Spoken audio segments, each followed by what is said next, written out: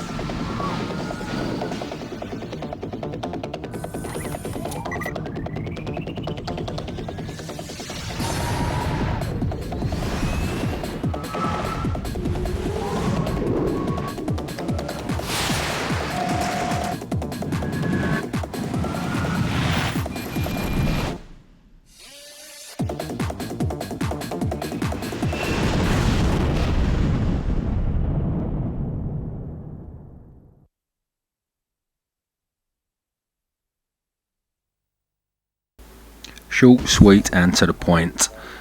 So what I'm going to do here is I'm just going to load up a brand new career mode. Arcade mode is available as well, but that is a little bit trickier, so I'm just going to show you the bare minimum. So first of all, you've got to pick a team who you want to race for. I've picked Talon, and I've picked a Japanese rider by the name Neo, age 27. I don't know how much difference any of it makes. However, looking at this, it looks like my guy might have dodgy shoulders. Righty, I'm in a league where you have 3 tracks to earn a cup, and I'm on Mun Harbor, the first track, which very much looks like an IndyCar circuit. The Daytona 500 style oval track. So here's another little intro. You get an intro for each single circuit. Looks very of the Wipeout style, and I suppose it really is. Same kind of styles as F-Zero as well. Okay, so as this is a league race, you start with the bare minimum of weapons, just a cannon. This does get upgraded throughout the game to various more sinister weapons, firing both forwards and backwards, guided missiles, energy boosts, etc. You also do have the ability to use a turbo boost. Now, you want to be careful, because you see, if you have a look at the gauges on the bottom left and the bottom right, when you use these turbos or your weapon, your gauges go down. The little blue gauge on the right hand side is your shield. Always bear that in mind. So now I've gone around half the first lap and my weapons are engaged, and my speed boost is engaged as well, and there's my cannon firing. It's reasonably ineffective. If you do manage to catch someone with it, it will slow them down a little bit. You do need to turbo quite a hell of a lot, but it's all good. Now, at the end of each lap, you will be able to recharge both your shield using those green panels I just went across, and your weapon by going across purple panels that are on the floor. The game itself is notoriously hard. It's in no shape or form a Mario Kart racer at all. This is a game you're going to have to learn, and you're going to have to learn it very well, because it is tough as old boots. It's hard. I cannot stress that enough. If you just get the game and you step into arcade mode and you've never played it before, you will not end up going past the first level. You will have to restart that game 100 times, trust me. It's not pleasant. Your best bet is to start a career mode and go through this. It'll start you on an easy-ish race.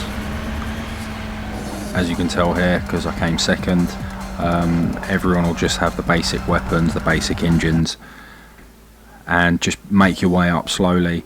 The more you learn the tracks, the more confident you become. You can step into other modes, more challenging. Right, so on with track number 2. It's twice the length of track number 1, and it's got some hairy bends. That's right, hairy bends. You can play this game with up to 4 people with the 4 glorious controller inputs on the Nintendo GameCube. So that's a laugh. If you've got a huge television, obviously. If you've got a tiny telly, you might as well not bother. You might as well just hang up your control pad and go and do some knitting or something. It's not going to work. The music they proudly play, as you can see from the advertising hoardings on the game, is actually all by Ministry of Sound. Now, for me, that's not a great endorsement. I wouldn't put that on my packaging, quite frankly. Having been to Ministry a number of times, heard a number of their compilations, I don't really feel that they're justified in slapping their name on a computer game. But that's just me, I suppose. In this game, there are a total of 10 racing circuits. There are 12 different, what they call supercharged bikes. The bikes can go up to 750 mile an hour. Now, you do actually get a feeling of the speed in this game, not so much here in this section. Keep your eyes on the edge of the tracks. It can get a little daunting. One thing about the speed of this game that is annoying is if you take your eye off what you're doing for even a quick glance at your weapon gauge or your shield gauge, you will slam into a wall like that. Literally just taking your eye off for a split second will cause you untold damage. This is a game you've got to focus 100% on the racing element. If you need to find out what's going on with your shield or your cannons, just listen out for the onboard computer telling you what's going on with it. It will tell you your weapons are nearly out, it will tell you your shield's nearly done, and then you just need to calm down, behave yourself until you can get to a recharge unit. So why have I picked up this game? Why have I chosen to play it? Mainly because I was a massive fan of the first Extreme G on the N64. We do have a video of that up on our YouTube channel. Not many of my mates were into the game as much as me. Don't know why. I think it's a great little game. Number 2 as well. Very, very nice game. And this, it's one of the fastest racing games you're ever going to play. It's mental. I am only doing the beginner league at the minute, and it's proving tricky enough. I mean, some of these turns here are just absolutely mental. It's a tough old game. If you want to master this, you've got to put in some serious amount of hours. So yeah, do it. So what modes do you get in this game? You get a league mode. As you can see, I'm taking part in here. It's quite good. You also get an arcade mode where you can practice races in preparation for the league. However, I find this practice arcade mode actually a lot more challenging than the league mode. So yeah, I'd recommend just playing the beginnings of the league mode several times. There is another option. It's the time trial mode. Play that over and over again, and eventually you will become decent at the tracks. racing, as anyone who has ever raced, is all about knowing the circuits, knowing what speed you can take, what corners, etc, etc. So your best bet, just play it over and over again if you want to look good at this game. I haven't spent the time on this game. I like to just pick it up, have a quick go on it. It's not a game I want to get too involved in, because I'll end up getting frustrated and probably hitting someone I shouldn't. Possibly my kitten. I'll punch him in the face if I don't do too well. That wouldn't be nice. Well, here we are at the final race of this league, and it's a snowy level. That's all I can tell you about it. And off we go. Let's discuss what controls you have on offer. One thing I haven't been using too much is the air brakes. You have a left air brake and a right air brake. So if I was to find myself up against a nasty sharp right hand turn, I would jam on the right air brake. Same with the left. Careful, there's a split in the road.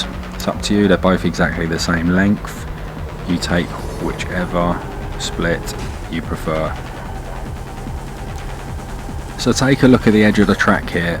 This circuit, you can really tell the speed of the game.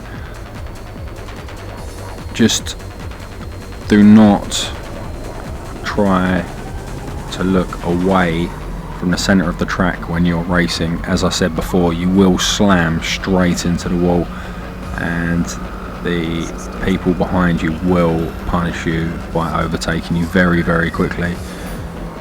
This isn't a fun racer. It's not fun. It's a bit of a serious racer. It takes itself seriously, and so should you if you're playing this game. This isn't one of those ones that you're going to be laughing and joking about, such as the aforementioned Mario Kart. This probably isn't one for the younger generation either. It's definitely for a die-hard racing fan who thinks they're a little bit good at racing games. So league racing is in essence the same as a cup, a flower cup, mushroom cup, star cup, etc. in Mario Kart. You've got 4 leagues. You've got the Lithium League, which I'm racing in now, which has got 3 tracks. You've got the Rubidium League, which has got 3 tracks. The Cesium League, which has got 3 tracks. And the Francium League, which has got 1 track. Each become progressively more difficult, so bear that in mind before jumping straight into something ridiculously above your level of playing, because you'll get very frustrated and you'll probably never touch this great game again. Ease yourself in. That's the best motto here.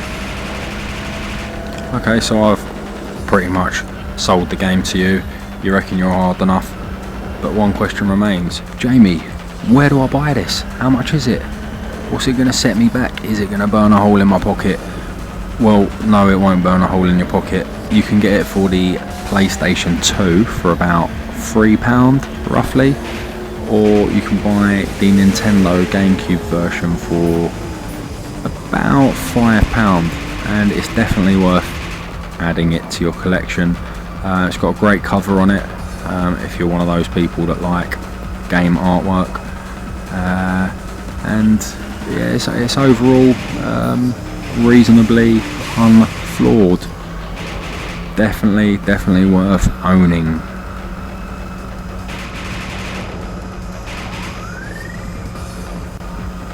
So, am I brave enough to give this game a score out of 10? Well, I will give it a score out of 10. I will give it a 7 out of 10, or 70% if you prefer percentages. That does sound low. It's not a crap game at all. It's just exceedingly hard. I wish I was better at this. I wish I had the time to get better at this. I wish, I could just take to these tracks without slamming into the sides every now and then, without rinsing my turbo boost, without rinsing my guns, and play it how it's meant to be played. I'm sure there is a way that you should play this, but unfortunately that capability just isn't in my gaming repertoire. So 7 out of 10 for Extreme G3.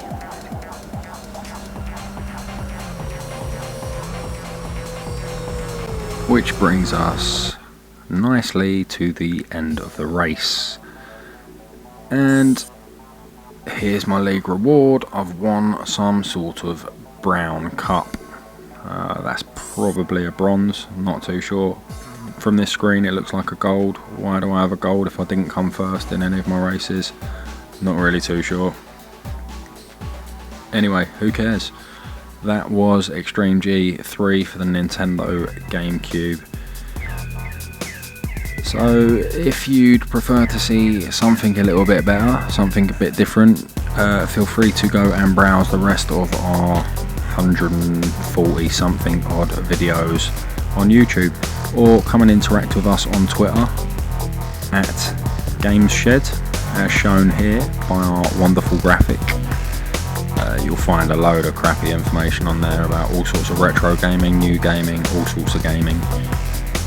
Or come and have a visit on our blog. Here it is, thegameshed.com. We've interviewed tons and tons of people with ultimate retro gaming collections, and there's loads of news about computer games. So my name's Jamie, and until the next video, goodbye.